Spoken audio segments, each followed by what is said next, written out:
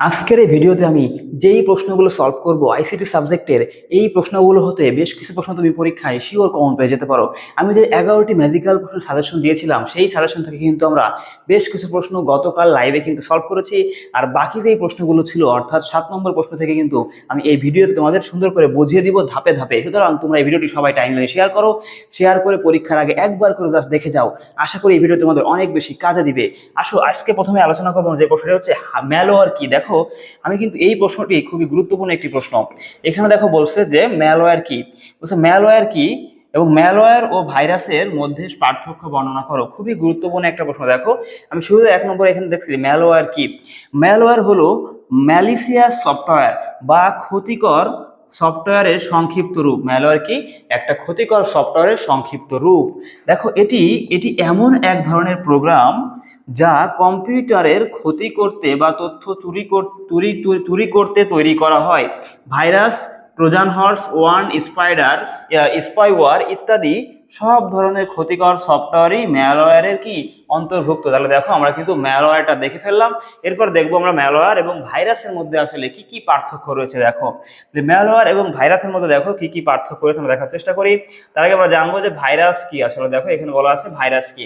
আমরা ম্যালওয়্যার সম্পর্কে জানবো, এখন জেনে নিই একটু ভাইরাস সম্পর্কে। কি দেখো, ভাইরাস হলো এক ধরনের নির্দিষ্ট ম্যালওয়্যার যা কোনো বৈধ ফাইলের সাথে যুক্ত থাকে এবং নিজে নিজে প্রতিলিপি তৈরি করে কম্পিউটারে অন্যান্য ফাইলে ছড়িয়ে পড়ে এবং সিস্টেমের ক্ষতি সাধন করে। অর্থাৎ ভাইরাস যে কাজটা করে, ভাইরাস নিজেই নিজের কি প্রতিলিপি তৈরি করতে পারে, নিজেই সব জায়গায় ছড়িয়ে কম্পিউটারে ক্ষতি সাধন করে ফেলে। এই হচ্ছে ভাইরাস। এখন দেখো, জানতে হবে আমাদের কি ম্যালওয়্যার এবং ভাইরাসের মধ্যে পার্থক্য। তো দেখো, ম্যালওয়্যার এবং ভাইরাসের মধ্যে পার্থক্য আমরা কি কি বলতে পারি। দেখো, আমরা প্রথমত লিখবো হচ্ছে এখানে বৈশিষ্ট্য। কি লিখবো? বৈশিষ্ট্য। এরপর দেখো আছে এখানে কি ম্যালওয়্যার, এখানে লিখছি আমরা ভাইরাস। এখন দেখো, প্রথমত এখানে বৈশিষ্ট্য কি, আমরা সংজ্ঞা ও পরিধি। তাহলে দেখো, তুমি যদি 3টা করে ছক এভাবে অঙ্কন করো, তাহলে কিন্তু পরীক্ষায় তোমার নাম্বার পাওয়ার সংখ্যা অনেক বেড়ে যাবে। কারণ এখানে কি কি কোন প্রকৃতির সংজ্ঞার আমরা কি করতেছি, পার্থক্য দেখাচ্ছি, কোন প্রকৃতির কোন টপিকের উপরে, সেটা তুমি লিখে দাও। তাহলে তোমার পার্থক্য লেখাটা আর অনেক বেশি সুন্দর হবে। তাহলে দেখো, প্রথমে লিখলাম হচ্ছে এটি সব ধরনের ক্ষতিকর সফটওয়্যারের একটি সাধারণ বা সার্বিক শ্রেণী। ওকে। এবার ভাইরাস, দেখো এটি নির্দিষ্ট এক প্রকার ক্ষতিকর সফটওয়্যার বা ম্যালওয়্যারের একটি অংশ। তাহলে আমরা কি বললাম, যে ম্যালওয়্যারটা হচ্ছে যে কোনো ধরনের সব ধরনের ক্ষতিকর সফটওয়্যার, আবার ভাইরাসটা হচ্ছে কেবলমাত্র একটি নির্দিষ্ট সফটওয়্যার। ওকে। এখন বিস্তৃতি দেখো, বিস্তৃতি কি, এর মধ্যে বিভিন্ন ক্যাটাগরি থাকে, যেমন ভাইরাস থাকে, ওয়ার্ম থাকে, ট্রোজান, স্পাইওয়্যার ইত্যাদি। তার মানে ভাইরাস কিন্তু ম্যালওয়্যারের একটা অন্তর্ভুক্ত আর কি। এবার দেখো, এটি নিজে নিজে বা হোস্ট ফাইলের মাধ্যমে কম্পিউটারে ছড়িয়ে পড়ে। এটা নিজে নিজে ছড়িয়ে পড়ে, এর কোনো শাখা প্রশাখা নাই। এরপর দেখো, সক্রিয় হওয়ার মাধ্যম। দেখো, বিভিন্ন উপায়ে কাজ করতে পারে, যেমন নিজে নিজে ছড়াইতে যেতে পারে, আবার ফাঁদ পাতে। অর্থাৎ ম্যালওয়্যার কিন্তু নিজে নিজে ছড়াই যেতে পারে, আবার কি বিভিন্ন ফাঁদ পেতেও কিন্তু সারা ছড়িয়ে যায়। এবার দেখো, ভাইরাসের ক্ষেত্রে কি, এটি চালুর জন্য সাধারণত কোনো বাহক ফাইল বা প্রোগ্রামের প্রয়োজন হয়। অর্থাৎ ভাইরাস ছড়ানোর জন্য কোনো কি সাধারণ কোনো বাহক বা ফাইল বা প্রোগ্রামের প্রয়োজন হবে। এবার দেখো, এর মূল উদ্দেশ্য কি। দেখো, ম্যালওয়্যারের মূল উদ্দেশ্য, ম্যালওয়্যারের মূল উদ্দেশ্য হচ্ছে কম্পিউটারে ক্ষতি করা, ডাটা চুরি বা সিস্টেম দখল করা। অন্যদিকে ভাইরাসের মূল উদ্দেশ্য, দেখো ভাইরাসের উদ্দেশ্য হচ্ছে কম্পিউটারের ফাইল নষ্ট করা এবং নিজের কপি তৈরি করে ছড়িয়ে পড়া। সুতরাং এগুলো তোমরা জাস্ট একটুবার দেখলে আমার কাছে মনে হয় খুব সহজে মনে থাকবে। তো অবশ্যই চেষ্টা করো পরীক্ষার আগে একবার দুইবার হলেও খাতায় লেখার জন্য, এটা তোমার অনেক বেশি কাজে দিবে। দেখো, এরপর চলে যাচ্ছে নেক্সট পেজে। নেক্সট পেজে দেখো, আমাদের আরো কিছু কথা লেখা আছে, পরীক্ষায় কিভাবে তুমি ভালো নম্বর পাবা, অর্থাৎ এই প্রশ্নটি কিভাবে লিখলে তুমি ভালো নম্বর পাবা। আমাদের প্রত্যেকটা প্রশ্নে কিন্তু নিচে এরকম টিপস দেওয়া আছে। দেখো, পরীক্ষার খাতায় ভালো নম্বর বাড়ানোর কৌশলটা কি, উত্তরে স্পষ্টভাবে উল্লেখ করবেন যে সব ভাইরাসই ম্যালওয়্যার। কি উল্লেখ করবেন? সব ভাইরাসই ম্যালওয়্যার, কিন্তু সব ম্যালওয়্যারই কেবল ভাইরাস নয়। এই মূলনীতিটি এবং তুলনামূলক ছকটি লিখলে পরীক্ষক অত্যন্ত খুশি হবেন, তোমাকে কিন্তু একটা ভালো নম্বর দিয়ে দিতে পারে। ওকে। এই হচ্ছে মোটামুটি আমাদের ভাইরাস এবং ম্যালওয়্যারের মধ্যে পার্থক্য দেখে ফেললাম। আমরা চলে যাবো আরো একটা কোশ্চেনে। নেক্সট কোশ্চেনে দেখো আমরা এখন আলোচনা করব। তাহলে দেখো, আমাদের নেক্সট কোশ্চেন এখানে কি ছিল, আমরা নেক্সট কোশ্চেনে চলে যাই।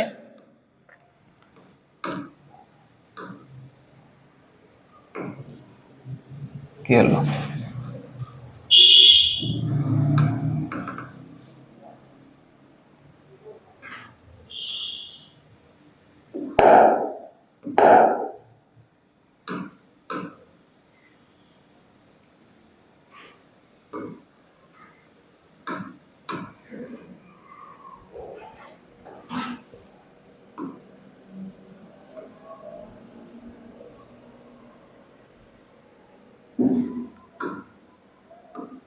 দেখো ওকে, আমাদের নেক্সট কোশ্চেন দেখো কি ছিল, কোশ্চেনটা একটু দেখে আসি আমরা। আমাদের কোশ্চেন ছিল এখানে কি, নেক্সট কোশ্চেন হচ্ছে আমাদের এখানে যে তথ্য নিরাপত্তার হুমকি সমূহ বর্ণনা কর, সেটা একটু বর্ণনা কর। তথ্য নিরাপত্তার হুমকি, তো দেখো তথ্য নিরাপত্তার হুমকি আমাদের প্রশ্নটা দেখতে হবে। তো ইনফরমেশন সিকিউরিটি থ্রেটস, তথ্য, ওকে ওকে দেখো তথ্য নিরাপত্তার হুমকি সমূহ আমরা একটু জাস্ট এখন দেখব। ওকে, তথ্য নিরাপত্তার হুমকি সমূহ জাস্ট আমরা এখন একটু দেখব। এখন তথ্য নিরাপত্তার হুমকি সমূহ দেখো যদি একটু আলোচনা করি, আমরা এখানে কি বলা আছে,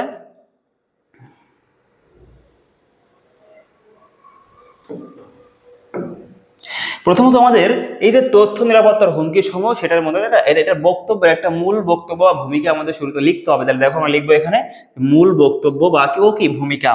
বর্তমান ডিজিটাল যুগে তথ্য নিরাপত্তা একটি অত্যন্ত স্পর্শকাতর ও গুরুত্বপূর্ণ বিষয়।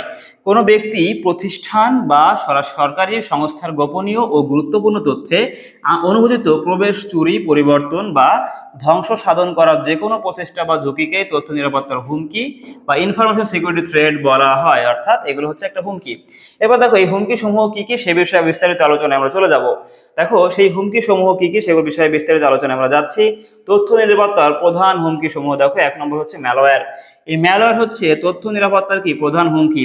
ম্যালওয়্যার হলো এমন একটি ক্ষতিকারক সফটওয়্যার বা কম্পিউটারের ক্ষতি সাধন বা তথ্য চুরি করতে তৈরি করা হয়। এর প্রধান প্রকারভেদ নিচে বর্ণনা করা হলো। দেখো এই ম্যালওয়্যার সম্পর্কে কিন্তু একটু আগে আলোচনা করলাম, সুতরাং এগুলো তোমরা পড়লে আস্তে আস্তে সবগুলো সহজ লাগবে।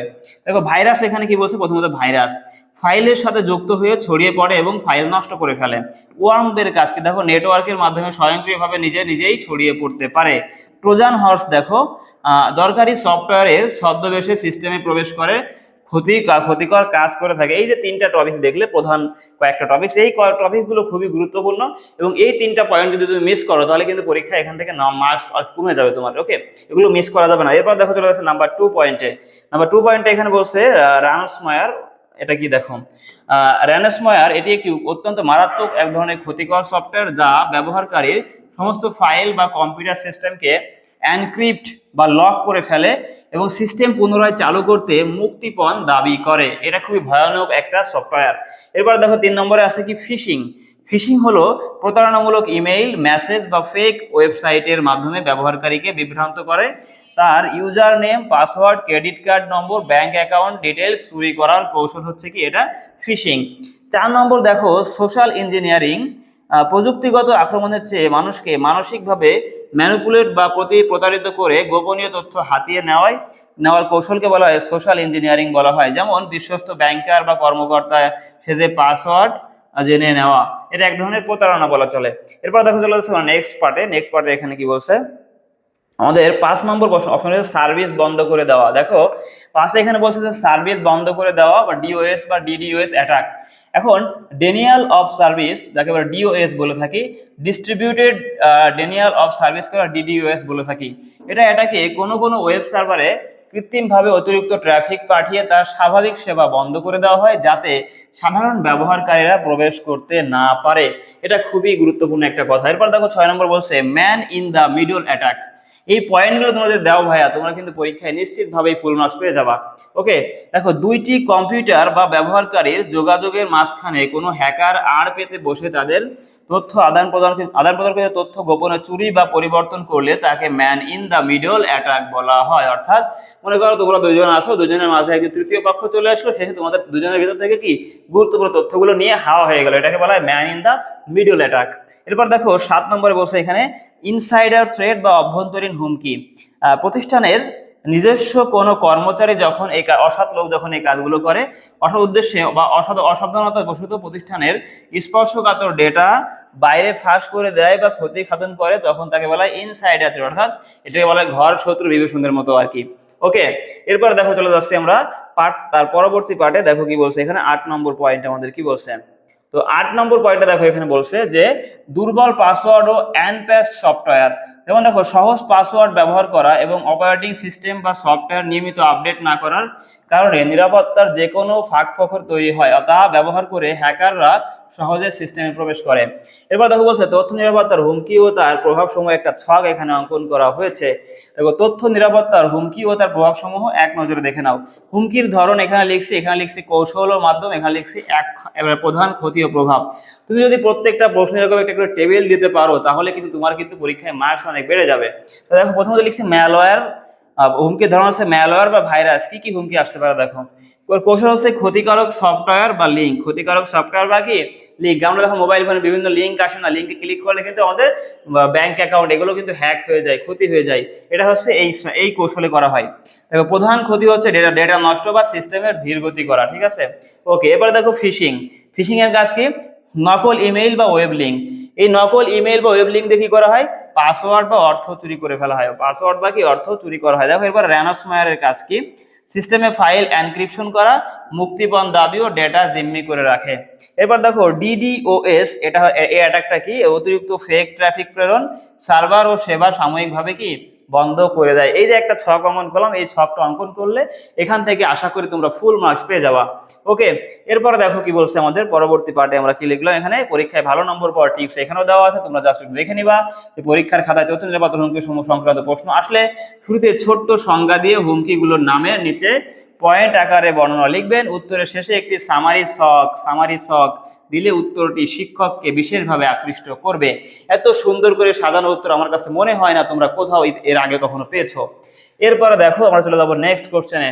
আমাদের কিন্তু এই কোশ্চেনটা সলভ করা শেষ, আমরা চলে যাবো এখন কি নেক্সট কোশ্চেনে। ওকে,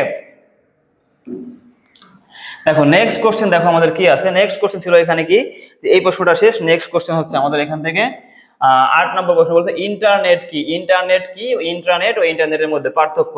তাহলে দেখো ওই প্রারম্ভিক ইন্টারনেটে চলে যাচ্ছি আমরা চলে যাচ্ছি এখানে ইন্টারনেট কি। ওকে, তাহলে দেখো আমরা চলে যাচ্ছি খুব গুরুত্বপূর্ণ একটা প্রশ্ন। এখানে বলছে ইন্টারনেট কি। দেখো এখানে বলছে আমাদের যে প্রশ্ন ইন্টারনেট কি, ইন্টারনেট ও ইন্টারনেটের মধ্যে পার্থক্য লিখো। তাহলে প্রথম আমরা জানবো যে ইন্টারনেটটা কি। এটা তোমরা ইতিমধ্যে জানো, তোমরা সেই ক্লাস 6 থেকে শুরু করে ইন্টারনেট কি তোমরা জেনে এসছো। তো আমরা আবার লিখতে হবে। দেখো এখানে ইন্টারনেট হলো বিশ্বব্যাপী বিস্তৃত অসংখ্য ছোট বড় কম্পিউটার নেটওয়ার্কের একটি সমন্বিত বা আন্তঃসংযুক্ত ব্যবস্থা। এটি স্ট্যান্ডার্ড TCP/IP প্রোটোকল ব্যবস্থার মাধ্যমে বিশ্বজুড়ে কোটি কোটি কম্পিউটার ও অন্যান্য ডিজিটাল ডিভাইসকে সংযুক্ত করে তথ্য আদান প্রদান করে ও যোগাযোগের সুবিধা প্রদান করে। সহজ কথায় বলতে গেলে এটি একটি আন্তর্জাতিক ও উন্মুক্ত বিশ্বজনীন নেটওয়ার্ক। এই হচ্ছে মোটামুটি হচ্ছে আমাদের ইন্টারনেটের ব্যাখ্যা। এরপর আমরা জানবো হচ্ছে ইন্টারনেট ও ইন্টারনেটের মধ্যে পার্থক্য। তাহলে দেখো ইন্টারনেট এর মধ্যে পার্থক্যটা কি আমরা বলতে পারি। 2 নম্বর পয়েন্ট এখানে লিখছি ইন্টারনেট ও ইন্টারনেটের মধ্যে পার্থক্য লিখবো। 1 নম্বর লিখছি এখানে পার্থক্যর বিষয়, এখানে হচ্ছে ইন্টারনেট, এখানে হচ্ছে ইন্টারনেট। যতগুলো পার্থক্য তোমাদের পরীক্ষায় আসবে তোমরা চেষ্টা করবে 3টা করে ছক করার জন্য। এক পাশে ছক দিবে কি পার্থক্যের বিষয়টা লিখবা, আর এক পাশে ওই দুইটা টপিক দুই ছকে লিখে দিবা। ওকে, পার্থক্যের বিষয় দেখো এখানে মূল ধারণা ও প্রকৃতি। তাহলে ইন্টারনেটের মূল ধারণাটা কি, প্রকৃতিটা কি একটু ব্যাখ্যা করে দেখে এখানে কি বলছে। এটি একটি বিশ্বব্যাপী উন্মুক্ত বা সর্বসাধারণের ব্যবহারযোগ্য কম্পিউটার নেটওয়ার্ক। ওকে, এবার দেখো ইন্টারনেটটা কি, এটি কোনো নির্দিষ্ট প্রতিষ্ঠান বা সংস্থার নিজস্ব বা ব্যক্তিগত বা প্রাইভেট কম্পিউটার নেটওয়ার্ক, এটা বলা হয় ইন্টারনেট। ওকে, এবার দেখো 2 বলছে ব্যবহারকারীর সুবিধা। বিশ্বের যে কোনো স্থান থেকে যে কোনো ব্যক্তি এতে যুক্ত হতে ও তথ্য সংগ্রহ করতে পারে। আর ইন্টারনেটটা কি কেবলমাত্র সংশ্লিষ্ট প্রতিষ্ঠানের অনুমোদিত কর্মকর্তা ও সদস্যরা এটি ব্যবহার করতে পারেন। এরপর দেখো নেটওয়ার্কের প্রকার। এটি একটি পাবলিক নেটওয়ার্ক আর এটি একটি সুনির্দিষ্ট প্রাইভেট নেটওয়ার্ক। খুবই সহজে পার্থক্যগুলো দেখো। এবার নিরাপত্তার ব্যবস্থা সবার জন্য উন্মুক্ত হয়, এতে ডেটা চুরি বা সাইবার আক্রমণের ঝুঁকি তুলনামূলক অনেক বেশি। আর এটার ক্ষেত্রে ফায়ারওয়াল দ্বারা সুরক্ষিত থাকায় এর নিরাপদ ব্যবস্থা অত্যন্ত সুদৃঢ় ও নিরাপদ থাকে এটি, সেটা হচ্ছে ইন্টারনেট। এরপর দেখো চলে যাচ্ছি আমরা নেক্সট পার্টে। এখানে কি বলছে 5, 6 ও 7 নম্বর টপিক নিয়ে আলোচনা করব পার্থক্যর। দেখো এখানে 5 নম্বরে বলছে ভৌগোলিক ব্যাপ্তি। এর কোনো সীমাবদ্ধতা নেই, এটি বিশ্বজুড়ে বিস্তৃত একটা ভিত্তিক। কিন্তু ইন্টারনেটের ক্ষেত্রে কি এর ব্যাপ্তি অত্যন্ত সীমিত, নির্দিষ্ট ভবন বা অফিসের মধ্যে আবদ্ধ ল্যান বা ম্যান ভিত্তিক এই নেটওয়ার্কটা থাকে।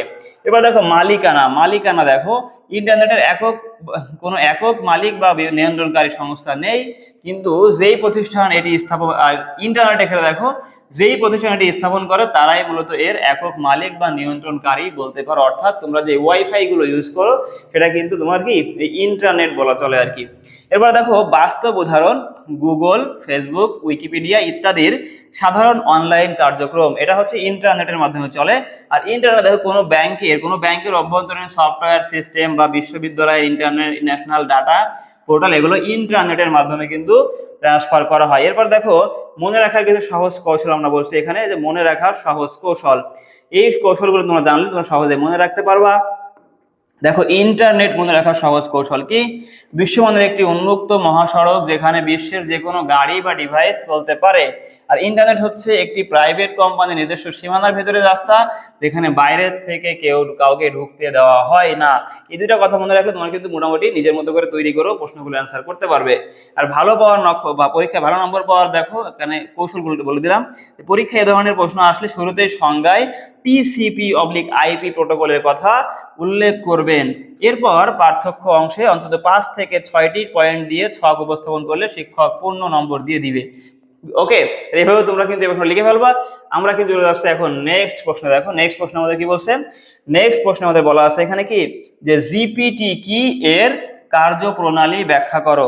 জিপিটি কি এবং এর কার্যপ্রণালী ব্যাখ্যা করো আমরা আলোচনা করবো এখন। জিপিটি কি এবং কি এর কার্যপ্রণালী ব্যাখ্যা করো। ওকে, জিপিটি এবং এর কি কার্যপ্রণালী। দেখো জিপিটি কি এবং এর কার্যপ্রণালী কি, দেখো যদি একটু আলোচনা করি আমরা এখানে। জিপিটি, তো দেখো এখানে কি বলছে, এখানে বলছে জিপিটি কি এর কাজ ও কার্যপ্রণালী ব্যাখ্যা করো। এক নম্বরে দেখো বলছে এখানে জিপিটি এর ধারণা ও সংজ্ঞা। জিপিটি এর পূর্ণরূপ হলো জেনারেটিভ প্রি ট্রেইন ট্রান্সফর্মার। এই কথাটা কিন্তু প্রশ্নে অবশ্যই উল্লেখ করতে হবে, ঠিক আছে।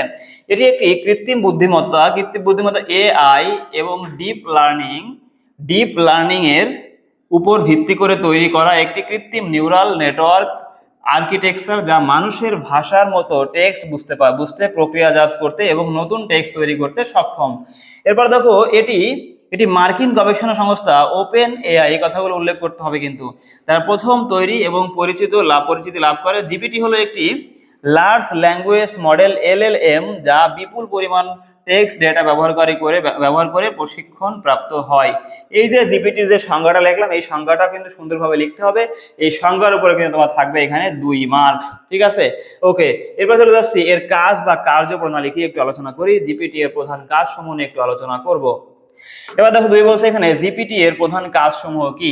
কত বলছে এখানে টেক্সট তৈরি, টেক্সট জেনারেশন। যে কোনো বিষয়ে প্রবন্ধ, ইমেইল, গল্প, কবিতা, সোশ্যাল মিডিয়া পোস্ট বা যে কোনো লিখিত কন্টেন্ট মানুষের মতো স্বাভাবিক ভাষায় তৈরি করাই হচ্ছে মূলত জিপিটি এর কাজ, যেমন তোমরা জানো চ্যাট জিপিটি।